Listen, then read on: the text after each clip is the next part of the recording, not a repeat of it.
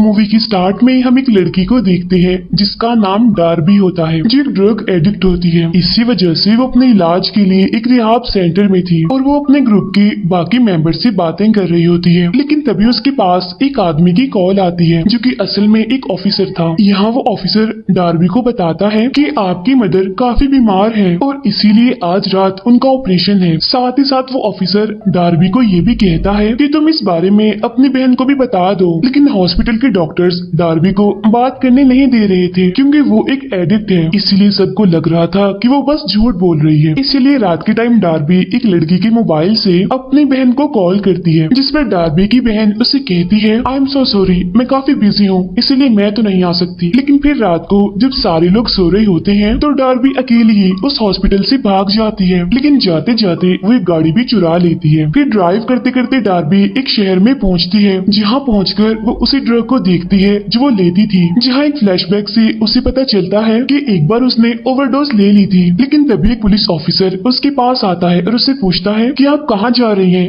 आप आगे नहीं जा सकती क्योंकि तूफान की वजह से ये रोड ब्लॉक है, इसलिए मैं आपको आगे जाने नहीं दे सकता। और यहाँ करीब में ही एक लोकल विजिटर सेंटर है जहाँ जाकर आप रात गुजार सकती हैं। इसीलिए अब रात गुजारने के लिए डार्बी उस विजिटर सेंटर चली जाती है, जहाँ पर उसकी मुलाकात कुछ लोगों से होती है, जिनमें एक लड़का था जिसका नाम ऐश था। ऐश के साथ उसका एक साथी भी होता है। एक कपल था जिसमें वाइफ नर्स और हस्बैंड सोल्जर था। अब क्योंकि इस एरिया में नेटवर्क नहीं आ रहा था, इसी वजह से सिग्नल्स ढूंढने के लिए डार्बी बाहर जाती है। और जब वो फोन में नेटवर्क देख ही रही होती है तो तभी उसे अपने पास ही खड़ी एक वैन से आवाजें आने लगती हैं। और विंडो के थ्रू जैसी डार्बी उस वैन में देखती है तो उसके अंदर एक बच्ची बंधी हुई थी और यही बच्ची मदद के लिए आवाजें लगा रही थी। यहाँ डार्बी उस बच्ची की मदद करने के लिए उस वैन को खोलने की काफी कोशिश करती है, लेकिन वो इसमें नाकामयाब ही रहती है क्योंकि वो इस वैन को खोल नहीं पाती। लेकिन तभी डार्बी अचानक से ये सोचती है कि ये वैन उन्हीं लोगों में से किसी की होगी जो अंदर बैठे हुए हैं। इसीलिए वो उस बच्ची से कहती है कि मैं आपकी हेल्प करने के लिए जरूर आऊंगी। फिर डार्बी उस वैन की नंबर प्लेट की तस्वीर बना लेती है और फौरन से ही अपनी गाड़ी में जाकर बैठ जाती है। इसके बाद जब वो रोने लगती है तो उस कपल में से जो सोल्जर होता है वो वहाँ पर आ जाता है और वो डार्बी से पूछता है कि तुम कहाँ पर जा रही हो। लेकिन डार्बी उसे जवाब नहीं देती और फौरन से ही अंदर आ जाती है, जहाँ वो खुद को ऐसे शो करवाती है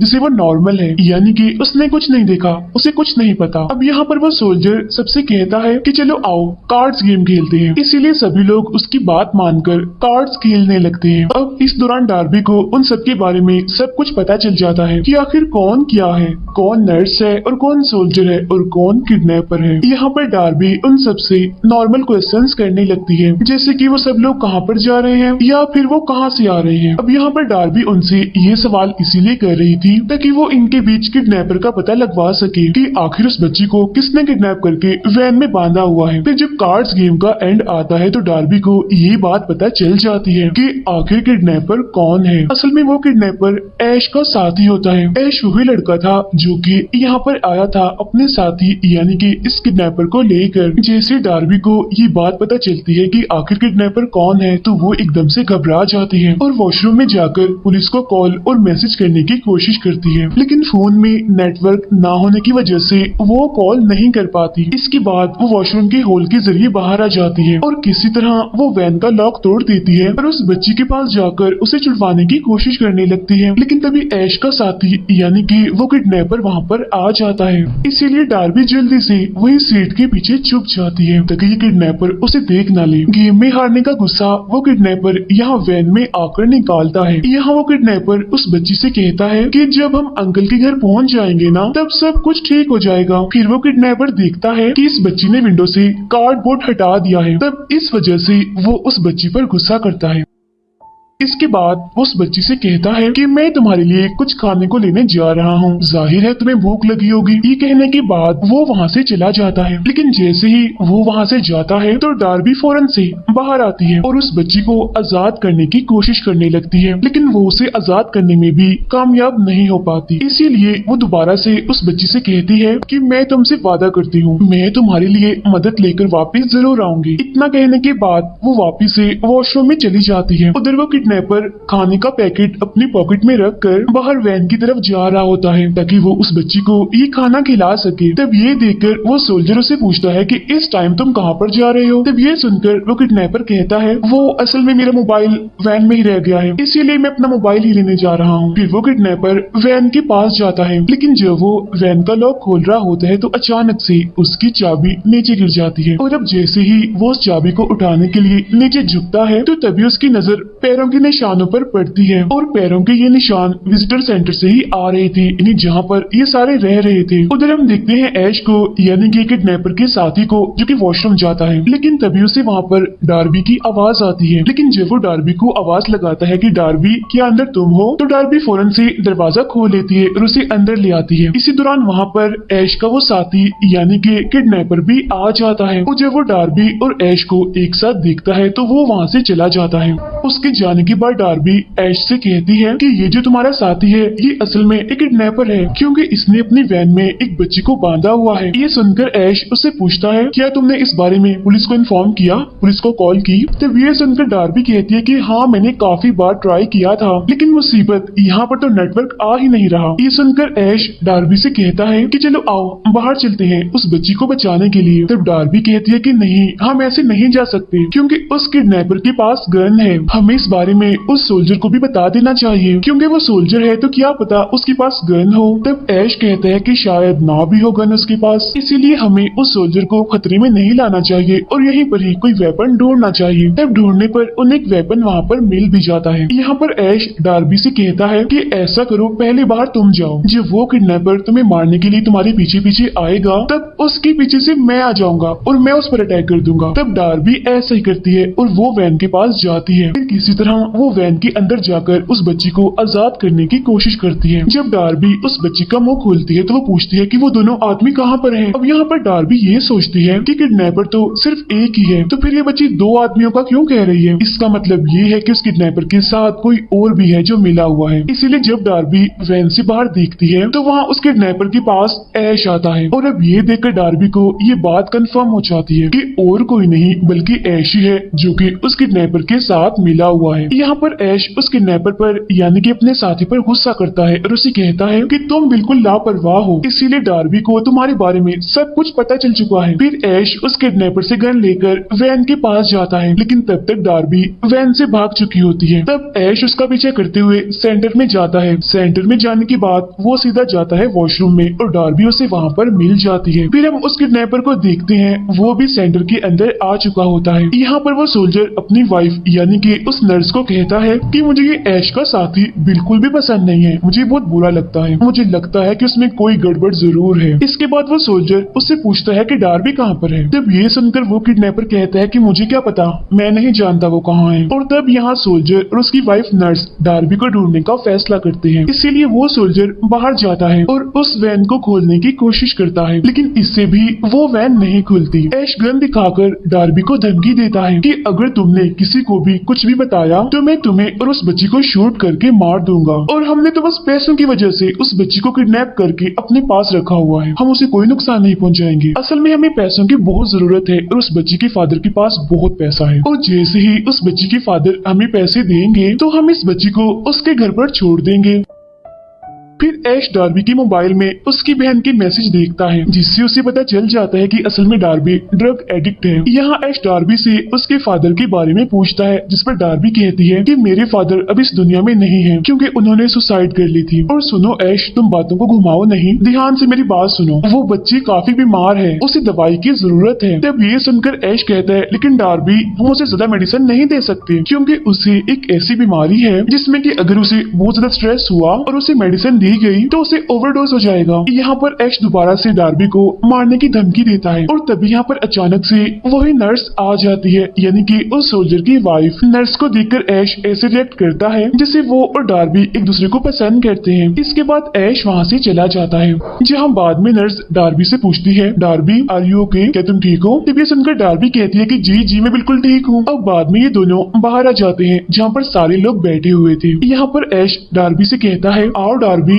तुम भी बैठो ना हमारे साथ। यहाँ पर वो सोल्जर भी डार्बी से उसके फादर के बारे में पूछता है, जिस पर डार्बी बताती है कि मेरे फादर असल में एक शूटर थे। लेकिन तभी यहाँ पर ऐश सबके सामने डार्बी के फादर की सुसाइड वाली बात बता देता है। इसी दौरान डार्बी का ध्यान बाहर जाता है और वो देखती है कि वो बच्ची वैन से बाहर आ चुकी है और तब ये चीज ऐश भी देख लेता है। इसीलिए वो अपने साथी यानी कि उस किडनैपर को बाहर जाने का इशारा करता है, जिससे वो किडनैपर फौरन ही बाहर चला जाता है। जहाँ बाद में डार्बी भी वॉशरूम चली जाती है और तब ऐश भी उसके पीछे पीछे चला जाता है। वहाँ जाकर वो डार्बी को पकड़ लेता है और गला दबाकर उसे मारने की कोशिश करने लगता है। लेकिन तब डार्बी किसी तरह खुद को आजाद कर लेती है। तभी अंदर किडनैपर आता है और वो ऐश को बताता है कि वो बच्ची तो भाग चुकी है, वो वैन में नहीं है। मुझे लगता है वो पहाड़ी पर जा चुकी है और वो हमारे बुलाने से वापस नहीं आएगी। तब ये सुनकर ऐश फौरन कहता है लेकिन डार्बी के बुलाने से तो वो जरूर आएगी। इसलिए अब वो डार्बी को लेकर पहाड़ी पर जाने लगता है। यहाँ पर वो किडनैपर ऐश से कहता है कि अगर अंकल को ये बात पता चल गई तो वो काफी गुस्सा करेंगे। तब ये सुनकर डार्बी पूछती है कि आखिर ये अंकल कौन है। तब ये सुनकर वो बताता है कि असल में अंकल ने हम दोनों को अडॉप्ट किया है, यानी कि ऐश को और मुझे, और हम दोनों भाई हैं और अब हम उन्हीं के लिए ही काम करते हैं, यानी कि अंकल के लिए। तब यहाँ पर डार्बी एक ट्रिक करती है, वो उन दोनों को चकमा देकर वहाँ से भागने की कोशिश करती है। तब ये देखकर ऐश उसको शूट कर देता है, लेकिन वो गोली डार्बी को नहीं लगती। आगे जाकर डार्बी एक ट्री से टकरा जाती है। उधर जब सोल्जर को गोली की आवाज सुनाई देती है तो वो चेक करने के लिए बाहर आता है। बाहर आने पर उसे वही बच्ची मिलती है जो कि वहाँ पर बेहोश पड़ी होती है। तब वो सोल्जर उस बच्ची को उठाकर फौरन से सेंटर के अंदर आ जाता है। बच्ची को चेक करने पर उसकी वाइफ यानी कि नर्स कहती है कि ये बच्ची ठीक नहीं है, बल्कि ये बीमार है। डार्बी किसी तरह उन दोनों भाइयों को चकमा देकर फौरन से सेंटर में आ जाती है और यहाँ आकर वो सोल्जर को बताती है कि मैं इस बच्ची के बारे में जानती हूँ। इस बच्ची को ऐश और उसके साथी जो कि किडनैपर था उसने किडनैप किया था। वो दोनों काफी खतरनाक हैं, वो भाई हैं और उनके पास गन भी है। तब इतनी ही देर में ऐश और वो किडनैपर भी सेंटर में आ जाते हैं और जैसे सोल्जर उन दोनों को देखता है तो वो फौरन से दरवाजे को बंद कर लेता है और वहाँ पर कर्टन्स भी डाल देता है। जब ऐश और वो किडनैपर अंदर आने की कोशिश करते हैं तो सोल्जर उनसे कहता है कि मैं जानता हूँ कि तुम खतरनाक हो, तुम्हारे पास गन है। तब ये सुनकर ऐश उससे कहता है कि देखो मेरी बात सुनो, वो बच्ची बीमार है, अगर उसे ठीक टाइम पर दवाई ना मिली तो वो मर सकती है और उसकी दवाई हमारे पास है, इसलिए तुम वो मेडिसिन ले लो और उस बच्ची को खिला दो ताकि उसकी जान बच सके। यहाँ वो नर्स सोल्जर से कहती है कि हमें उनकी बात मान लेनी चाहिए, लेकिन डार्बी और वो सोल्जर उसकी बात नहीं मानते। यहाँ पर डार्बी उन दोनों भाइयों से कहती है कि तुम दोनों यहाँ से भाग नहीं सकते क्योंकि तुम्हारी चाबी तो मेरे पास है। यहाँ पर वो सोल्जर ऐश से कहता है कि तुम ऐसा करो कि दवाई हमें दे दो, तब बदले में हम तुम्हें वैन की चाबियां दे देंगे। तभी ऐश और उस किडनैपर को ये रियलाइज होता है कि सच में वैन की चाबियां उनके पास नहीं है, इसीलिए वो फौरन से वैन के पास जाते हैं और वहाँ से पेट्रोल लेकर आते हैं। वो उस पेट्रोल को सेंटर के बाहर छिड़कने लगते हैं।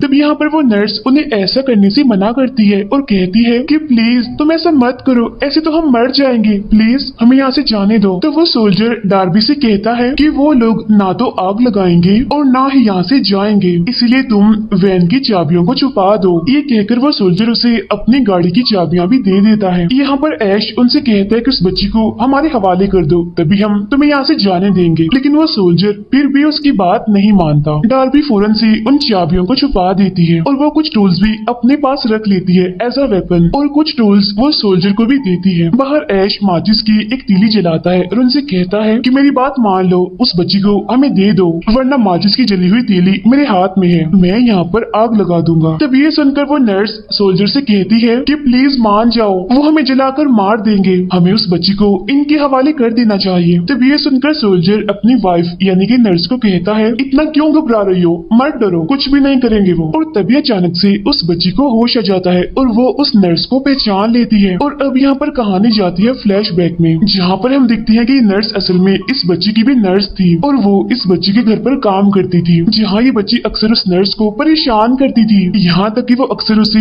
बेइज्जत भी किया करती थी। इसी वजह से उस नर्स ने ऐश और उस किडनैपर की हेल्प ली ताकि वो दोनों इस बच्ची को किडनैप कर लें। लेकिन अब क्योंकि इन दोनों के पास उस बच्ची की दवाइयाँ नहीं थी, इसीलिए वो फौरन से इस नर्स को कॉल करती करते हैं और मेडिसिन लाने के लिए कहते हैं। वो ये भी कहते हैं कि अगर तुम दवाइयाँ ना लाई तो तुम्हें हम कोई भी हिस्सा नहीं देंगे। और इसी वजह से वो इतने तूफान में अपने हस्बैंड यानी कि उस सोल्जर को लेकर यहाँ पर आई थी ताकि वो उन दोनों को उस बच्चे की मेडिसिन दे सके। अब यहाँ पर उन लोगों को सारी सच्चाई पता चल चुकी थी, इसीलिए वो नर्स ऐश को बता देती है कि मेरे हस्बैंड यानी कि उस सोल्जर के पास कोई भी गन नहीं है, वो झूठ बोल रहा है। इसके बाद वो नर्स डार्बी की आंखों में पेपर स्प्रे डाल देती है। तब ये देखकर सोल्जर उससे पूछता है कि आखिर तुम ऐसा क्यों कर रही हो, जिस पर नर्स कहती है क्योंकि हमारी सारी सेविंग्स खत्म हो चुकी है, इसी वजह से सरवाइव करने के लिए हमारे पास कोई भी पैसे नहीं है। तब ये सुनकर वो सोल्जर कहता है कि अगर ऐसी बात थी तो तुम मुझे कहती ना, मैं तुम्हें पैसे देता, सब कुछ ठीक कर देता। तब इसी बीच ऐश और वो किडनैपर घर के अंदर आ जाते हैं, जहाँ वो नर्स उस बच्ची को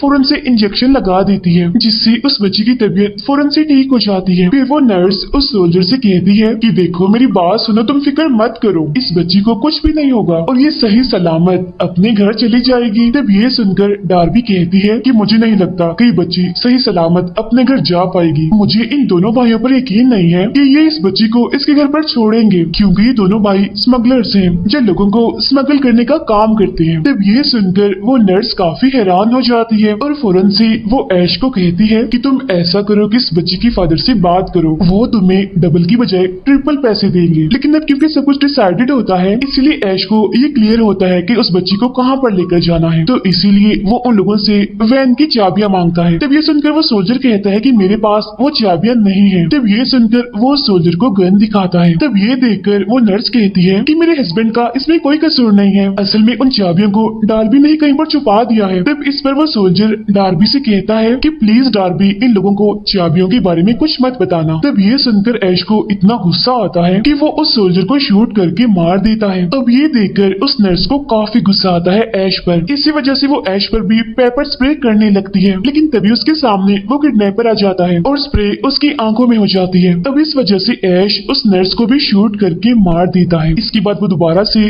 डार्बी से चाबियां मांगता है, लेकिन डार्बी उसे चाबियां देने से साफ इनकार करती है। इसीलिए वो डार्बी के हाथ को नेल गन से शूट करके दीवार में फिक्स कर देता है, जिससे डार्बी को बहुत तकलीफ होती है और वो काफी रोती भी है। तभी वो किडनैपर ऐश से कहता है मुझे कुछ नजर नहीं आ रहा, मेरी आंखें काफी जल रही हैं। तब ये सुनकर ऐश उसकी आंखें वॉश करवाने के लिए उसे वहाँ से ले जाता है। लेकिन जब वो दोनों भाई वहाँ से चले जाते हैं तो यहाँ पर डार्बी खुद को आजाद करने की कोशिश करती है, लेकिन उसे इतनी दर्द हो रही होती है कि वो खुद को आजाद नहीं कर पाती। इसलिए अब वो उस बच्ची को अपने पास बुलाती है। वो उस बच्ची से उस हैमर को मांगती है जो कि साइड पर पड़ा होता है, और अब जैसे वो बच्ची उसे हैमर देती है तो उसी टाइम ऐश और वो किडनैपर भी वहाँ पर आ जाते हैं। इसीलिए डार्बी फौरन से उस हैमर को छुपा लेती है। तभी यहाँ पर डार्बी के मोबाइल में मैसेज आता है कि उसकी मदर की मौत हो चुकी है, और अब ये मैसेज ऐश डार्बी को दिखाता है। लेकिन तभी यहाँ पर ऐश को ये बात पता चलती है कि जो मैसेज डार्बी ने पुलिस को सेंड किए थे वो मैसेजेस नेटवर्क आने की वजह से पुलिस को डिलीवर हो चुके हैं। और अब ये देखकर वो किडनैपर डरता भी है और काफी घबरा भी जाता है। यहाँ पर ऐश दोबारा से डार्बी से चाबियां मांगता है, लेकिन अभी भी डार्बी उसे चाबियां नहीं देती। तो इस बार वो डार्बी को ये धमकी देता है कि मैं इस बच्ची का हाथ नेल गन से शूट कर दूंगा। तब इस वजह से वो बच्ची काफी डर जाती है और रोने लगती है। तो वो किडनैपर भी ऐश को ऐसा करने से मना करता है, लेकिन वो अपने साथी की भी एक नहीं सुनता। तो अब यहाँ पर डार्बी उसे बता ही देती है कि आखिर उसने चाबियां कहाँ पर छुपाई हैं। अब ऐश कीज लेने के लिए जाने लगता है, लेकिन वो अपने साथी यानी कि उस किडनैपर को गन देकर जाता है और उसे वहीं पर ही रुकने के लिए कहता है। साथ ही साथ वो उसे ये भी कहता है कि अगर इन दोनों में से कोई भी उल्टी सीधी हरकत करे तो फौरन ही शूट करके इन्हें मार देना बेशक। इसके बाद वो खुद बाहर जाकर कीज को ढूंढने लगता है। उधर हम दिखते हैं कि पुलिस भी सेंटर की तरफ आ रही है। वो किडनैपर उस बच्ची से कहता है कि जब हम यहाँ से जाएंगे ना तो सब कुछ ठीक हो जाएगा। और तभी डार्बी इधर उधर देखती है और वो उस बच्ची से कहती है कि जल्दी जाओ और लाइट्स को ऑफ कर दो। अब हालांकि उस बच्ची को ऐसा करने से डर तो लगता है, लेकिन फिर भी वो लाइट्स ऑफ करने के लिए उठती है। और जब वो किडनैपर उसे उठते हुए देखता है तो वो उसे फौरन से ही बैठने के लिए कहता है, लेकिन वो उस किडनैपर की बात नहीं मानती और आगे बढ़ती है लाइट्स ऑफ करने के लिए। तब ये देखकर वो किडनैपर उसे धमकी देता है कि मैं तुम्हें शूट कर दूंगा, लेकिन तब वो बच्ची जल्दी से लाइट्स को ऑफ कर देती है। अब जैसे लाइट्स ऑफ होती हैं, डार्बी उस हैमर की मदद से अपने हाथ में लगी हुई उस नेल को निकाल लेती है। और अब जैसे वो किडनैपर लाइट्स ऑन करता है तो अचानक से डार्बी उसे हैमर से उसके मुंह पर अटैक करती है। उधर बाहर हम ऐश को देखते हैं जहाँ उसे चाबियां मिल जाती हैं, लेकिन तभी उसे गन चलने की आवाज सुनाई देती है। लेकिन जब वो चेक करने के लिए अंदर जाता है तो वो दिखता है कि डार्बी ने उसके साथी किडनैपर को पकड़ा हुआ है और उसे गन पॉइंट पर लिया हुआ है। तब यहाँ पर ऐश डार्बी को नेल गन दिखाकर उसे धमकी देता है। तो वो किडनैपर ऐश से कहता है कि प्लीज शूट मत करना। तभी अचानक से वो बच्ची आकर ऐश के हाथ पर मारती है, जिससे गलती से एक नेल उस किडनैपर के फोरहेड पर लग जाती है, जिससे वो किडनैपर काफी घबरा जाता है। तभी ऐश उसके पास जाता है और कहता है कि घबराओ नहीं, तुम्हें कुछ नहीं होगा। तब इसी बीच डार्बी उस बच्ची को लेकर वहाँ से भाग जाती है और फौरन से जाकर गाड़ी में बैठती है। उधर ऐश भी उस किडनैपर को लेकर बाहर आ रहा था, लेकिन तभी अचानक से उस किडनैपर का पांव स्लिप होने की वजह से वो नीचे गिर जाता है, जिससे वो नेल उसके फोरहेड में घुस जाती है काफी अंदर तक, और इसीलिए मौके पर ही उसकी मौत हो जाती है। अब ये देखकर ऐश को दुख भी होता है और काफी गुस्सा भी आता है, इसीलिए वो फौरन से बाहर जाता है और नेल गन से मारकर डार्बी की गाड़ी का टायर पंक्चर कर देता है, जिससे गाड़ी कंट्रोल से बाहर हो जाती है और वो क्रैश हो जाती है। फिर जब ऐश नेल गन लेकर डार्बी को मारने के लिए जाता है तो तभी अचानक से वहाँ पर पुलिस भी आ जाती है, और जब पुलिस ऐश को देखती है तो वो उसे सरेंडर करने के लिए कहती है, और तभी यहाँ पर डार्बी आहिस्ता से बाहर आती है और वो ऐश को शूट कर देती है। तब ये देखकर पुलिस को ये लगता है कि असल में डार्बी एक क्रिमिनल है, इसीलिए पुलिस डार्बी को शूट कर देती है, जिससे वो फौरन ही वहीं पर ही गिर जाती है। लेकिन तभी ऐश उसके पास पड़ी हुई गन को उठाता है और उस गन से वो पुलिस को शूट कर देता है। इसके बाद वो डार्बी के पास आकर उसे शूट करने वाला होता है, लेकिन उस गन में तो गोलियां ही नहीं थी, और अब ऐश नेल गन लेकर डार्बी को मारने ही वाला होता है। तो तभी डार्बी अचानक से स्क्रू ड्राइवर उसके गले में घुसा देती है, जिससे ऐश का भी यहीं पर एक खेल खत्म हो जाता है। ये सब कुछ गाड़ी में बैठी वो बच्ची भी देख रही होती है। अब डार्बी उस पुलिस ऑफिसर के पास जाती है और उसके रेडियो की मदद से वो यहाँ पर हेल्प बुलवाती है। के बाद कुछ टाइम गुजरता है और हम देखते हैं कि डार्बी अब दोबारा से रिहाब सेंटर में है। यहीं पर हम उसके पास उस बच्ची की बनाई हुई ड्राइंग्स भी देखते हैं, जिसका मतलब ये था कि डार्बी का अभी भी उस बच्ची के साथ कांटेक्ट था। इसके बाद डार्बी की बहन उससे मिलने के लिए आती है, जिसे देखकर डार्बी काफी खुश भी होती है और काफी इमोशनल भी। और इसी के साथ ही ये मूवी यहीं पर एंड हो जाती है। Thank you for watching. Movie start होती है शोकुम हिल्स नामी जगह को दिखाते हुए, और उस टाइम वहाँ पर माइनिंग का काम चल रहा होता है, जहाँ डेली रूटीन के मुताबिक वर्कर्स काम खत्म करने के बाद घर वापस जा रहे थे। इन्हीं लोगों में हम एक आदमी शर्टमैन और उसके बेटे को देखते हैं, जहाँ पर शर्टमैन का बेटा एक को वर्कर के बारे में बात कर रहा था, जो कि काम करते करते अचानक से गिर गया था, लेकिन अब उसे जॉब से निकाला जा रहा था। यहाँ पर शर्टमैन अपने बेटे से कहते हैं कि हम इस टॉपिक पर बाद में बात करेंगे। ऐसा कहने के बाद वो वहाँ से जाने लगते हैं और शर्टमैन का बेटा अपने टूल्स लेने के लिए वापिस से माइन में जाने लगता है, लेकिन तभी अचानक से वो जोर से चिल्लाता है, जिसके बाद शर्टमैन फौरन अपने बेटे के पास जाते हैं और ये सीन यहीं पर कट हो जाता है। फिर कहानी शिफ्ट होकर जाती है 1 साल के बाद, जहाँ पर हम एरियान नाम की एक लड़की को देखते हैं, जो कि शोकुम हिल्स के बारे में अलग अलग आर्टिकल्स और मैप से इंफॉर्मेशन कलेक्ट कर रही थी, क्योंकि एरियान को एडवेंचर्स करना काफी पसंद था। और उसी टीम जिसमें 4 लोग शामिल थे, उन्हें शोकुम हिल्स ले जाना था। उनमें से एक लड़के का नाम डेरन होता है और डेरन के साथ बाकी उसके फ्रेंड्स थे। नेक्स्ट डे हम देखते हैं कि एरियान उस टीम को लेकर शोकुम हिल्स के लिए निकल पड़ती है। तब रास्ते में डेरन एरियान से पूछता है कि अब तक कितने लोग ऐसे हैं जो शोकुम हिल्स को ढूंढने के लिए आ चुके हैं। असल में डेरन एक साइंटिस्ट होता है। तब एरियान उससे कहती है, मैं ये बात तुम्हें नहीं बता सकती, क्योंकि मैं अपने एक क्लाइंट की बात दूसरे को नहीं बताती और ये मेरा रूल है। असल में 1970 के बाद से शोकुम हिल्स को किसी भी मैप में मेंशन नहीं किया गया, और शोकुम हिल्स की पॉपुलेशन का क्या हुआ इसके बारे में भी कोई नहीं जानता था। अब शोकुम हिल्स में आखिर हुआ क्या था, इसी के बारे में जानने के लिए डेरन उनके साथ आया था। आगे जाने के बाद हम देखते हैं कि एरियान कुछ सप्लाईज लेने के लिए एक शॉप पर रुकती है और वो वहाँ के ऑनर से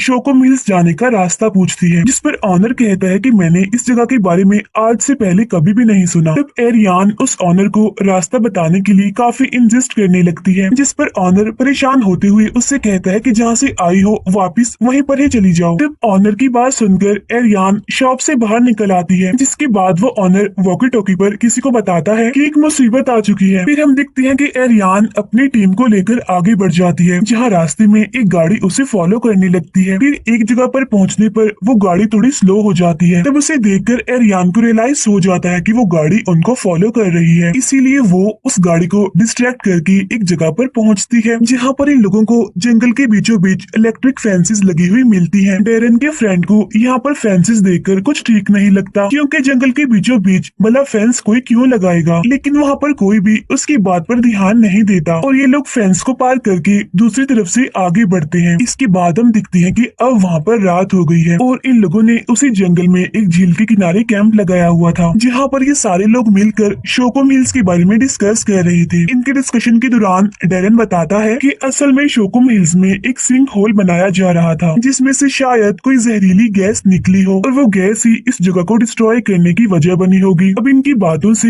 हम ये अंदाजा लगाते हैं कि इन सबको ठीक से पता नहीं है कि आखिर शोकुम हिल्स में हुआ क्या था। यहाँ पर डेरन का एक फ्रेंड उसकी सिंक होल वाली बात पर एग्री नहीं करता, इसीलिए अब वो रशिया में मौजूद ऐसे ही सिंक होल के बारे में बताने लगता है। असल में रशिया ने पूरी दुनिया का सबसे बड़ा बोरहोल साइबेरिया में बनाया था, जो कि तकरीबन 1 माइल तक गहरा था। उस बोरहोल में जब एक माइक्रोफोन डाला गया तो वहाँ से अजीब तरह की आवाजें सुनाई दी गई, काफी डरावनी आवाजें, जैसे कि कोई चिल्ला रहा हो। तो रशिया को देखकर ही अमेरिका ने भी शोकुम हिल्स में ये बड़ा सा होल बनाने का फैसला किया। अब उसकी ये सारी बातें डेरन को बिल्कुल बकवास और फजूल लगती हैं और इसी वजह से इस बात को लेकर उन दोनों में बहस हो जाती है, जहाँ पर डेरन का फ्रेंड उसे ये समझाने की कोशिश कर रहा था कि शोकुम हिल्स के डिस्ट्रॉय होने की वजह नेचुरल डिजास्टर नहीं है, बल्कि कुछ और ही है जिसके बारे में हम कुछ नहीं जानते। लेकिन डेरन तो उसकी बात सुनने को तैयार ही नहीं था। इसके बाद हम उसी जंगल में 3 लोगों को देखते हैं। उनमें से लड़की का नाम शेल्बी होता है और उसके साथ दोनों उसके साथ ही होते हैं और ये लोग एक होल पर लगी फेंस की वायर को ठीक करने के लिए आए थे। असल में किसी जानवर ने इस वायर को तोड़ दिया था। अभी ये लोग उस वायर को ठीक कर ही रहे होते हैं कि तभी वहाँ पर शर्टमैन आ जाते हैं सारी सिचुएशन को देखने के लिए। अब उनके साथ उनका जो साथी आया होता है, शेल्बी उसे कहती है कि तुम जाओ और आसपास की सारी फेंसेस को चेक करो। तब ये सुनने के बाद वो आदमी जैसे ही एक फेंस को चेक करने के लिए जाता है तो तभी कोई जानवर फेंस के अंदर से उस पर अटैक कर देता है और ये सीन यहीं पर कट हो जाता है। उधर हम अगले दिन देखते हैं एरियान को, जो कि अपनी टीम को लेकर आगे बढ़ती है, जहाँ पर इन्हें शोकुम हिल्स का वो बड़ा सा सिंक होल मिल भी जाता है और उसके ऊपर भी बहुत सारी इलेक्ट्रिक फेंसेस लगी हुई थी। तब ये लोग फेंसेस को हटाकर सिंक होल में कैमरा के साथ साथ एक स्कैनर को भी डालते हैं। तब उसके थ्रू डेरन का एक फ्रेंड एनालाइज कर ही रहा था कि तब ये अचानक से उसे काफी जोरदार आवाज सुनाई देती है, जिसकी वजह से डेरन का वो फ्रेंड अपना हेडफोन निकाल कर सभी को वो आवाज सुनाता है। लेकिन इसी दौरान उसे ध्यान नहीं रहता और वो गलती से कैमरे वाली रोप में फंस जाता है। लेकिन तब ये अचानक से उसे कोई सिंक होल में खींच लेता है। तब एरियान और डेरन का एक फ्रेंड अपने उस साथी को बचाने के लिए फौरन उसे सिंक होल में उतरते हैं, लेकिन काफी ढूंढने के बाद भी उन्हें उनका वो साथी कहीं पर भी नहीं मिलता। लेकिन तभी हम ऊपर का सीन देखते हैं, जहाँ पर अचानक से एक स्ट्रेंजर आ जाता है, जो कि सिंक होल को देखकर काफी गुस्सा हो जाता है। इसीलिए वो उन लोगों को वार्न करते हुए गन दिखाता है और वो उस रस्सी को काटकर सिंक होल को बंद करने लगता है। लेकिन डेरन और उसका फ्रेंड उसे समझाने की काफी कोशिश करते हैं कि हमारी टीम के 2 लोग नीचे गए हुए हैं, लेकिन वो स्ट्रेंजर उनकी कोई भी बात नहीं सुनता। इसीलिए डेरन का फ्रेंड उस पर अटैक करके उसे बेहोश कर देता है। फिर जब एरियान कटी हुई रस्सी को देखती है तो वो समझ जाती है कि जरूर कोई गड़बड़ है, इसीलिए वो फौरन डेरन के फ्रेंड को लेकर ऊपर आ जाती है। जिसके बाद ये लोग उस स्ट्रेंजर को वहीं पर छोड़कर उसकी गाड़ी लेकर वहाँ से निकल जाते हैं और यहाँ पर डेरन का फ्रेंड उस पर काफी गुस्सा था और उससे कहता है कि ये सब कुछ तुम्हारी वजह से हुआ है, तुम्हारी गलती है इसमें, क्योंकि तुम्हें कुछ फंडिंग्स की वजह से हमें यहाँ पर लेकर आए हो। अब यहाँ पर डेरन का फ्रेंड किन फंडिंग्स के बारे में बात कर रहा था, इसके बारे में हम आगे जानेंगे। लेकिन फिर थोड़ी ही दूर जाने के बाद इनकी गाड़ी एक डिच में फंस जाती है, जहाँ पर एरियान उन सबको कहती है कि हमें रुकना नहीं चाहिए, बल्कि हम सबको आगे बढ़ते रहना चाहिए, क्योंकि अंधेरा होने से पहले पहले हमें फेंस के पास पहुँचना है। इसके बाद सीन शिफ्ट होकर जाता है उस स्ट्रेंजर की तरफ, जो कि अब होश में आ चुका था। यहाँ पर वो फौरन अपनी टीम को कॉल करके सिचुएशन के बारे में इन्फॉर्म कर देता है। लेकिन तभी उस स्ट्रेंजर को एक क्रिएचर अपने साथ ले जाता है। वहीं दूसरी तरफ हमें दिखाया जाता है कि अब काफी अंधेरा हो चुका था, जहाँ पर ये चारों आगे बढ़ रहे थे। लेकिन तभी अचानक से इन्हें वहाँ पर किसी क्रिएचर के चिल्लाने की आवाज सुनाई देती है, जिसके बाद अब ये लोग अपनी फ्लैश लाइट्स को ऑफ करके नाइट विजन की मदद से आगे बढ़ते हैं। लेकिन तभी अचानक से वो क्रिएचर इन पर अटैक कर देता है और डेरन के एक फ्रेंड को अपने साथ ले जाता है। लेकिन एरियान, डेरन और उनका साथी किसी तरह उससे बचकर आगे बढ़ते हैं, जहाँ लकीली इन लोगों को एक ट्रक मिल जाता है। जिसके बाद हमें दिखाया जाता है कि अब ये तीनों शर्टमैन के बेस पर हैं, जहाँ पर शर्टमैन खुद इनके सामने आते हैं और वो यहाँ पर इन लोगों को अपने बारे में बताने लगते हैं कि मैं माइनिंग कंपनी का को फाउंडर हुआ करता था, लेकिन अब मैं सिक्योरिटी और मेंटेनेंस का काम करता हूँ। और तब एरियान उनसे पूछती है कि आखिर यहाँ यहाँ पर हो क्या रहा है, यहाँ चल क्या रहा है। जिस पर शटमैन कहते हैं कि सबका अलग अलग बिलीव है, सबका अलग अलग नजरिया है। कोई उस होल को हेल का कुआं मानता है तो कोई उसे आम सा डिच कहता है। असल में उस सिंक होल में कुछ अजीब से क्रिएचर्स रहा करते थे। लेकिन फिर यहाँ पर शेल्बी उनसे पूछती है कि आखिर यहाँ पर वो सिंक होल कौन सा है जो कि खुला हुआ है। असल में शेल्बी यहाँ पर ये बात इसलिए पूछ रही थी क्योंकि एरियान का कहना था कि वो उन्हें वहाँ पर ले जा सकती है। लेकिन शटमैन ऑर्डर देती है कि जल्द से जल्द सारे सिंक होल्स को बंद करो। इसीलिए वो सभी लोग अपनी एक टीम बनाकर वहाँ से निकल जाते हैं। लेकिन तभी शेल्बी का एक साथी वॉकी टॉकी पर उसे इन्फॉर्म करता है कि वो क्रिएचर्स हर तरफ मौजूद हैं, इसीलिए आप लोगों की भलाई इसी में है कि आप वहाँ से ना निकले। लेकिन तभी हम यहाँ पर देखते हैं कि शेल्बी का एक साथी अपनी लाइफ यहाँ पर सेक्रीफाइस कर देता है ताकि बाकी लोग आगे बढ़ सके, जिसकी वजह से सारे क्रिएचर्स डिस्ट्रैक्ट हो जाते हैं और ये लोग मौके का फायदा उठाकर एक घर में जाकर छुप जाते हैं। यहाँ पर शेल्बी इन सभी को क्रिएचर्स के बारे में इंफॉर्मेशन देती है कि असल में ये क्रिएचर्स नॉइज की तरफ अट्रैक्ट होते हैं और इनके हाथ में एक अजीब सा टेंटिकल होता है जिसकी मदद से ये लोगों को पैरालाइज करते हैं। लेकिन इसी दौरान यहाँ पर कुछ क्रिएचर्स उन पर अटैक कर देते हैं, जिनसे बचने के लिए ये लोग एक टनल में जाकर पहुँचते हैं और इसी दौरान शेल्बी भी उन क्रिएचर्स को डिस्ट्रैक्ट करने के लिए उनसे अलग हो जाती है, जहाँ एरियान, डेरन और उनका साथी आगे बढ़ते हैं। लेकिन फिर थोड़ी ही देर के बाद एक बार फिर से उनका सामना उन्हीं क्रिएचर से हो जाता है, जिससे उनका साथी ग्रेनेड की मदद से उड़ाने की कोशिश करता है। लेकिन वो क्रिएचर उस ग्रेनेड को नीचे फेंक देता है, जिसकी वजह से वो ग्रेनेड वहीं पर ही ब्लास्ट हो जाता है। अब उस ब्लास्ट की वजह से उनके साथी को काफी चोट आती है और साथ ही साथ वो क्रिएचर उसे पैरालाइज करके अपने साथ ले जाता है। यानी अब सिर्फ एरियान और डेरन ही बचे थे, यानी सिर्फ वो दोनों ही सर्वाइवर थे। लेकिन अपने साथियों को इस तरह से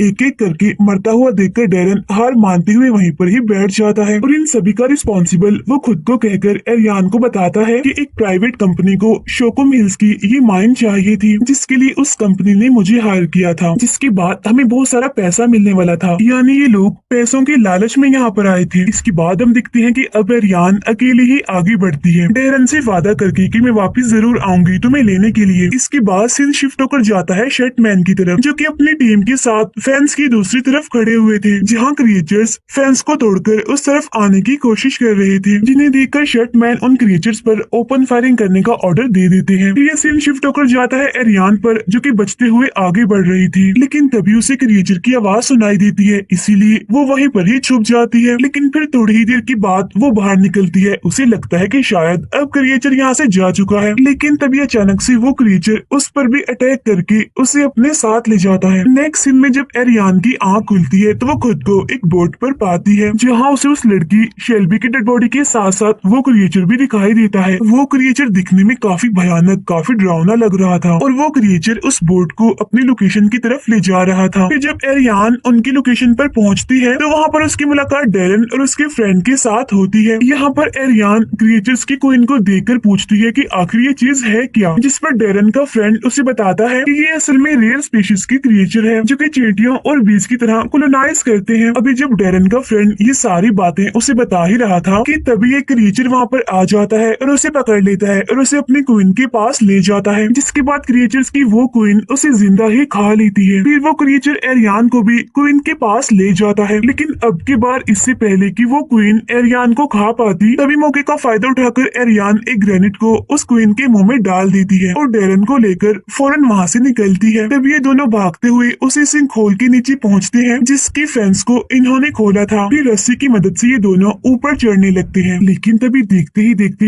वहाँ पर बहुत सारे क्रिएचर्स इकट्ठा हो जाते हैं और जल्द ही एक क्रिएचर उन पर अटैक करने के लिए उसी रस्सी पर चढ़ जाता है। लेकिन डेरन इस मुसीबत को देखते हुए रस्सी को काट देता है ताकि वो खुद को सेक्रीफाइस करके एटलीस्ट एरियान को बचा सके। लेकिन तभी हम देखते हैं कि एक आदमी ऊपर की तरफ से उस रस्सी को काट रहा होता है, लेकिन तभी ठीक टाइम पर वहाँ पर शटमैन आकर एरियान को ऊपर खींच लेता है। उसी सिंक होल से कुछ क्रिएचर्स बाहर निकलने लगते हैं, जिन्हें ये लोग जलाकर मार डालते हैं। इसके बाद उस सिंक होल को बंद कर दिया जाता है। यहाँ पर शटमैन एरियान से पूछता है कि तुम्हारी टीम का क्या हुआ, वो सब कहाँ पर है, जिस पर एरियान दुखी होते हुए बताती है कि मेरी टीम के सारे लोग तो मारे गए हैं क्रिएचर्स के हाथों और बस लकीली मैं अकेली ही बच पाई हूँ। इसके बाद हम देखते हैं कि शटमैन एरियान को अपनी गाड़ी में ले जाता है, जहाँ पर वो एरियान को बताते हैं कि वो क्रिएचर मेरे बेटे को ले गया था, यानी कि शटमैन का वही बेटा जिसे हमने मूवी के स्टार्ट में भी देखा था। फिर शटमैन कहते हैं कि उस इंसिडेंट के बाद से ही मैं उन क्रिएचर से लड़ता आ रहा हूँ ताकि मैं अपने बेटे की मौत का बदला ले सकूं। तब शटमैन की ये बात सुनकर एरियान उनसे कहती है कि उन क्रिएचर्स के बारे में आपको लोगों को इन्फॉर्म करना चाहिए, जिस पर शर्टमैन कहते हैं कि अभी दुनिया के लोग उन क्रिएचर्स के बारे में जानने के लिए तैयार नहीं हैं। इसके बाद फिर शर्टमैन एरियान को इस जगह पर उनके साथ रहकर उन क्रिएचर से लड़ने का ऑफर देते हैं। अब पहले तो एरियान इस बात के लिए मना करके गाड़ी से उतर जाती है, लेकिन थोड़ी ही देर के बाद वो एक रस्सी लेकर वापस से गाड़ी में बैठ जाती है और कहती है कि हमें रास्ते में इसकी जरूरत पड़ सकती है, इसीलिए मैं ये लाई हूँ। यानी इसका मतलब ये है कि एरियान ने उनकी ऑफर को एक्सेप्ट कर लिया है, यानी वो उनके साथ काम करने के लिए मान गई है। इसके बाद वो दोनों अपने सफर पर आगे बढ़ते हैं और इसी सीन को दिखाते हुए ये मूवी यहीं पर एंड हो जाती है। Thank you for watching.